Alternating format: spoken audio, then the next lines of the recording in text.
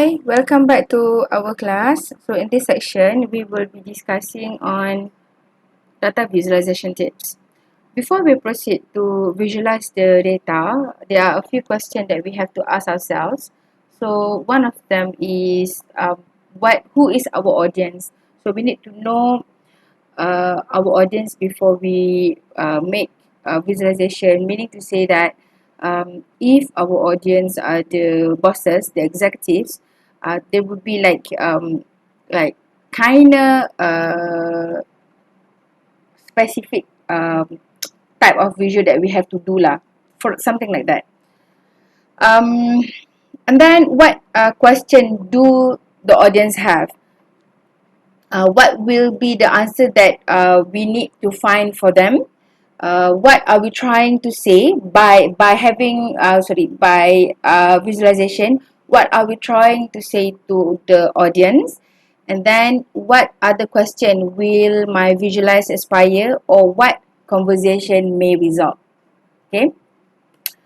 Okay, so anyway, a visualization actually should first, it should save time, it should have a clear purpose, and then should include should include only relevant content, and it does encode data or information appropriately, meaning to say that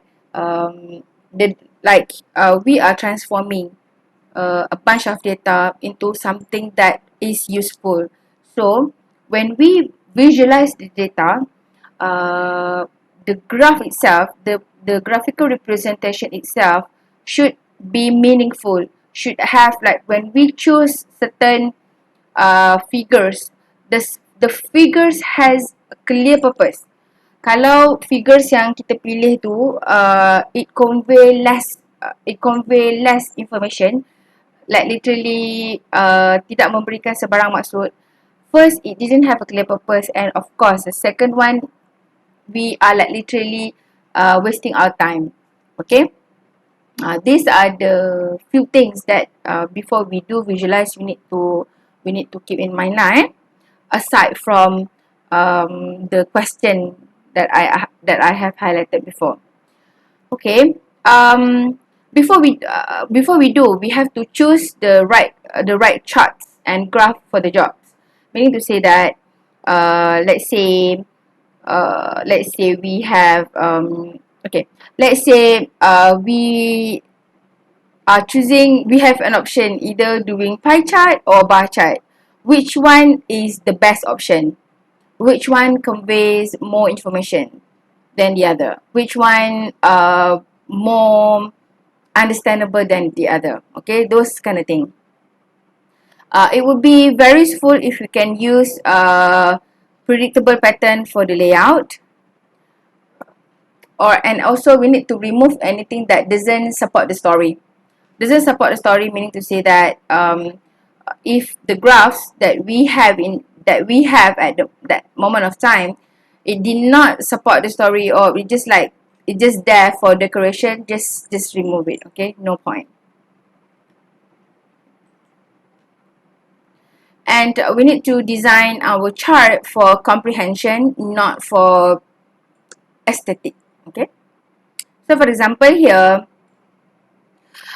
this one on the right part here, as you can see, this one more towards aesthetic, like cosmetic. Okay, cosmetic. This one is more towards the cosmetic, whereby this one is more comprehensible, understandable, those kind of thing. Kalau kita, okay, this one yang dimasukkan tadi, if you have if you have to choose between bar chart or just pie chart or a bar chart like this, which one is better? Okay, which one that conveys more information? So you have to choose wisely lah. Okay.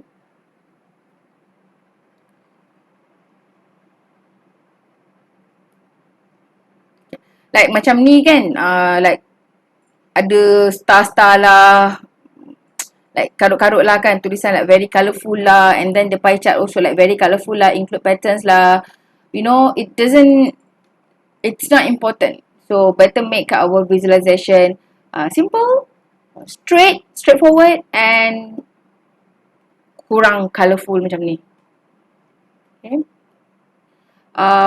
When we do visualization, visualization, our graphs, kalau dia perlu melibatkan comparison, the comparison must be very very clear lah Okay. Kalau like comparison tu macam nampak tak nampak, so no point.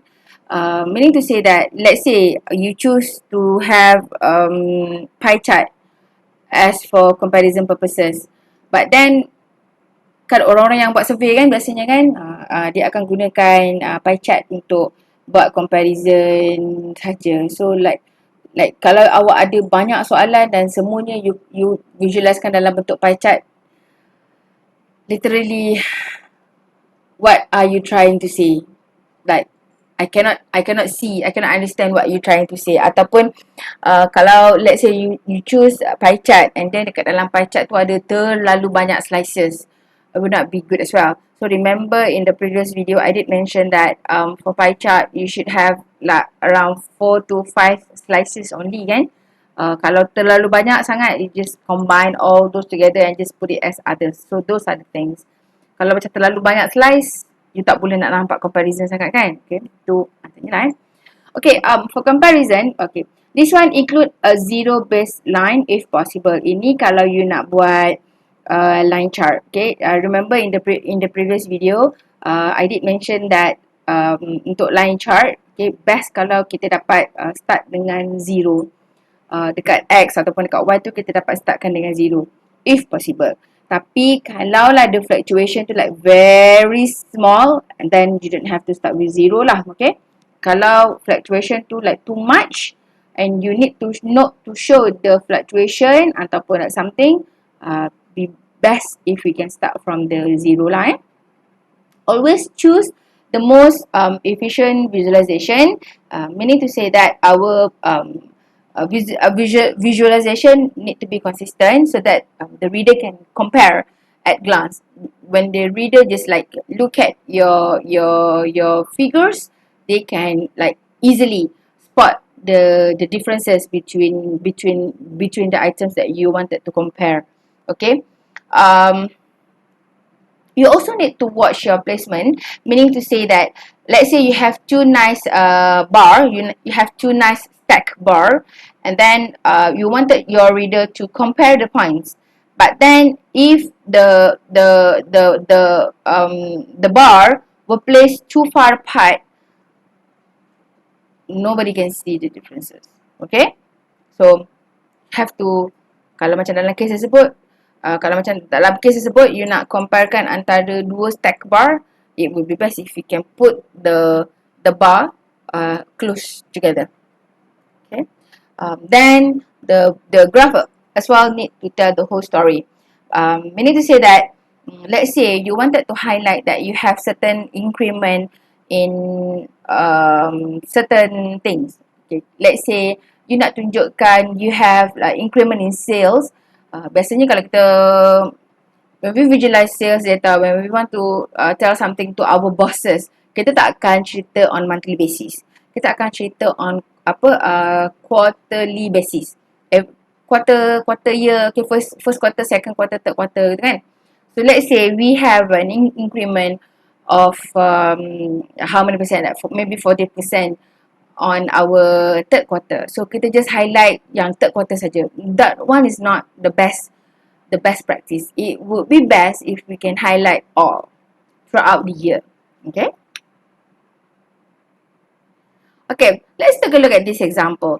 Okay, for example, like this one, they wanted to what do Facebook use? Okay, they wanted to know what are the brands that user love the most based on mungkin clickbait dekat Facebook, for example. So here dia buat comparison dalam bentuk pie chart. Like this one, you can literally tells the difference between entertainment. Entertainment ni ada 52% whereby discount ada 48%. You can like you cannot really see, you cannot really tells the difference between 52 dan 43 dan juga 37. Like you cannot really see the difference. Compares to when we have a bar chart like this, you boleh nampak dia punya different tu clearly kan. Yang entertainment tu dia punya kotak tu tinggi sikit, discount tu like lower sikit, and so on so forth. Okay. The next one is copy. Copy. Okay. The data that we have, the data that we have is, well, it is a number. So I'm gonna say this. So like I'm gonna say this. Data yang kita ada tu adalah data. So data tu like based on the data, then you do the visualization kan, like literally copy everything lah kan. So in many data visualization, infographic ataupun ebooks, we see data visualization and then copy working against each other instead of together. Against each other instead of together. Okay, in data visualization, do not over explain. Okay.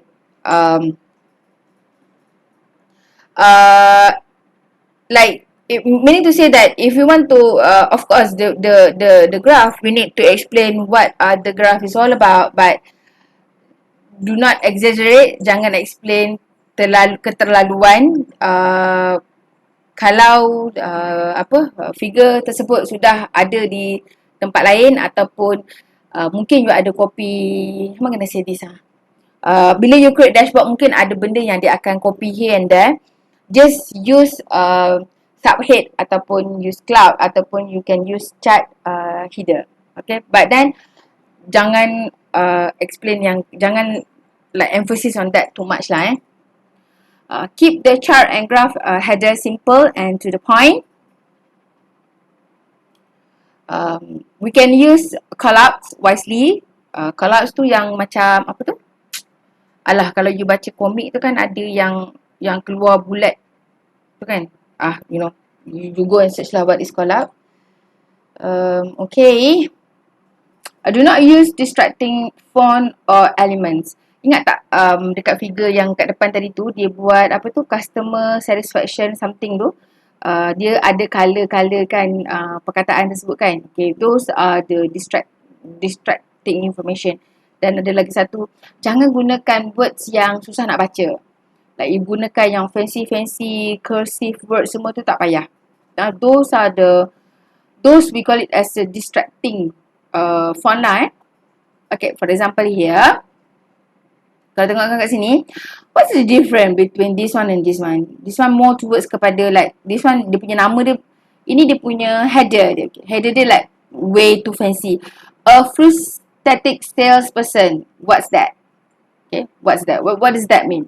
Compared to this one, dinamakan sebagai strawberry sales by month. As simple as that. And then put another one. Strawberry season never look better.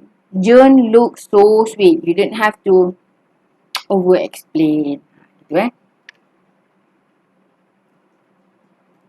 Okay. Next one, let's discuss on the color. When we do visualization, especially when we do dashboard, color is very important. Color is very important because by using colors, actually colors carry certain weight to the graphs. Bukan sahaja color tu menjadikan graph tersebut cantik, tapi kalau you let's say you want to emphasize on something, you use intense color.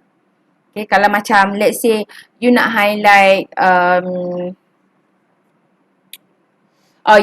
macam contohnya macam COVID kan. Okay, COVID. So apa yang berlaku, dia highlight kan dekat kawasan yang merah. Kawasan yang merah bermaksud kawasan yang banyak kes kan. So merah tu warnanya intense. Jadi digunakan merah sebab dia nak emphasiskan kawasan tersebut merah. Hijau warnanya tidak kurang intense. Jadi dia nak emphasiskan hijau adalah warna yang selamat. But then always remember, bila kita when we talk about colours, merah, hijau dan kuning, like the whole world see this red, yellow and green colour the same way. Red meaning intense and just stop. Dia colour dia macam colour traffic light kan. Okay, red meaning intense, meaning you have to stop. Yellow meaning it's a warning. Okay, you better slow down. And green is safe, meaning that you can go. So you jangan pandai-pandai nak terbalikkan colour. Meaning maksudnya macam okay, you nak highlight something yang not that intense, not that urgent, tapi you warnakan colour merah. Okay, just don't do that. Okay. Okay. So what are the items for colors? Okay. Use a single color to represent the same types of data. Single color to represent the same types of data. You also have to watch out for positive and negative numbers. Biasanya kalau negative number kita akan bagi dia warna merah. Okay, negative number kita akan bagi dia warna merah. Biasanya dalam kurungan. Kalau positive number, like it's a black color. Make sure there is sufficient contrast between colors. We have to avoid patterns. Ingat tak kat dalam video yang sebelum ni yang I show you yang map tu? Map tu kan, dia ada satu map tu dia ada pattern, satu map lagi tu dia just pakai colour, dia buat hue colour. So avoid using pattern. Select the colours appropriately, and then we can tell the story quicker by using clear colour cues. This one like itulah colour hue tu lah yang apa daripada like intense red into tone colour ke? Nama dia tu tone colour okay? All the way down sampai dia jadi putih macam tu. Like tone colour lah kan. Like the one that I have kat bawah ni sebagai I punya apa footer ni. Ni konon-kononnya hue colour lah. Konon-kononnya. Okay. Do not use more than 6 colour in one single layout. Okay, contohnya macam ni. This one. Ini, both are pie chart. But this one, the one in the right, the one in the right screen, bukan right screen. This one is better than the other one, right? Okay, kalau yang ni dia gunakan color hue ataupun color tone daripada like intense red kepada like slightly faded red all the way down sampailah macam ni kan. Okay, yang ni yang the intense colour ni dia nak emphasiskan this one is excellent. Okay, banyak macam tu. Compare to the one on the left side, dia pakai colour, lepas dah lah colour dia banyak, lepas tu dia pakai pattern lagi like too much. Okay, too much to see. So do not use that. Okay, next one, let's talk about labeling. Okay, labeling can be a minefield. Readers can rely on the label to interpret data, but too many or too few can interfere. So, when we put a label, please double check that everything is labeled. Meaning to say that make sure we have to make sure that everything that needs to be labelled has one. Everything yang perlu dilabel, kita dah letakkan labelnya. Dan we also need to make sure that there are no doubles or typos. Okay. You label correctly, tak ada typo, tak ada double. Make sure the label are visible. All labels should be unobstruct and easily identified with the corresponding data points. Ni biasanya akan nampak kalau dekat line chart lah. Line chart selalulah karut-karut je. Label the line directly.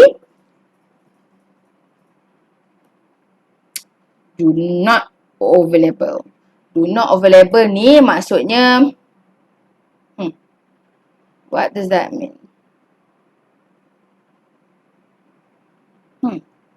Kita tengok sampel lah Okay, do not set your type at an angle. Okay, kita tengok sampel. Macam ni. This one is overlabel. Overlabel. Ada elemen overlabel kat dalam tu. Ada elemen yang Dia ada, okay.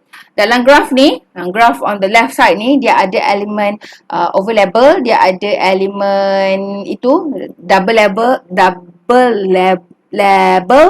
dia ada typo tak? I don't think they have any typos. Yeah. Okay. Kita tengok yang dekat sebelah kiri tu. Dia nak bagi tahu Coca-Cola ada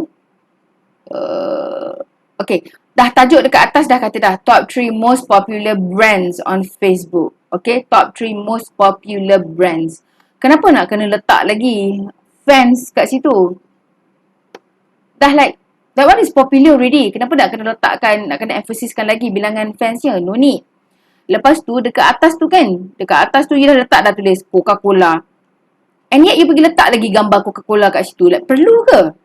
Lepas tu, kalau you nampak lagi, you dah letak all this information, branding and everything tu dekat dalam chat tu tau, which is not good. Not good. Okay. Dan lagi satu, dekat dalam graph, you buat graph, especially macam ni lah kan, line chart ke, bar chart ke. Dekat belakang tu kan ada graph-graph kan. Ini kalau you pakai Excel. Kat belakang tu kan ada graph-graph kan. Graph-graph tu sila buang Sila buang. Lepas sila buang graph pula. Line-line dekat belakang ni, line kecil-kecil kat belakang ni, okay? Kalau awak pakai Excel, sila buang line ni Lepas tu tengok kat sini dia tidak ada apa tu? Y axis dia. Tak ada, dia cuma ada X axis saja. Y dia tak ada. So this is the bad example of visualization compared to this one. Okay. Dia dah cakap kat sini top 3 most popular brands. So yang paling popular dia letak atas. Yang least popular dia letak dekat bawah. Okay.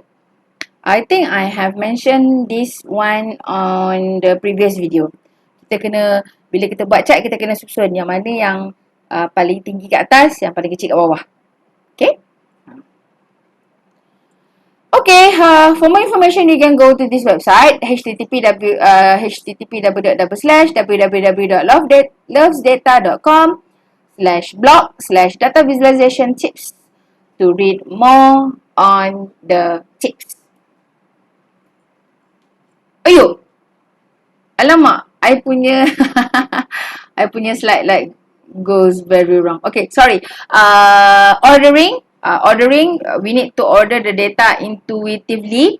Macam tadilah yang kita kata, value yang paling tinggi ataupun orang items yang paling orang suka kita letakkan dekat atas, and then the list orang suka kita letakkan dekat bawah. And we need to order consistently. Kalau ada satu graph macam tu, like the rest pun we have to follow the same. And also order evenly. Okay. Contohnya macam ni, kan? Yang excellent, paling ramai orang suka, kita letakkan dekat atas. Okay. And then goes on lah. Kalau label tu melibatkan brand, mungkin kita boleh label ikut nama brand. Okay, like alphabetically. Okay, kalau macam ni, dia nak buat, dia label against this one, the label against the punya number, percentage dia. Okay. Am I making mistake anymore? Oh yeah, no. So that's all for the tips, and in the next video we will be discussing on how to use data visualization by using Python. So that's all for now, and I'll see you in the next video. Bye.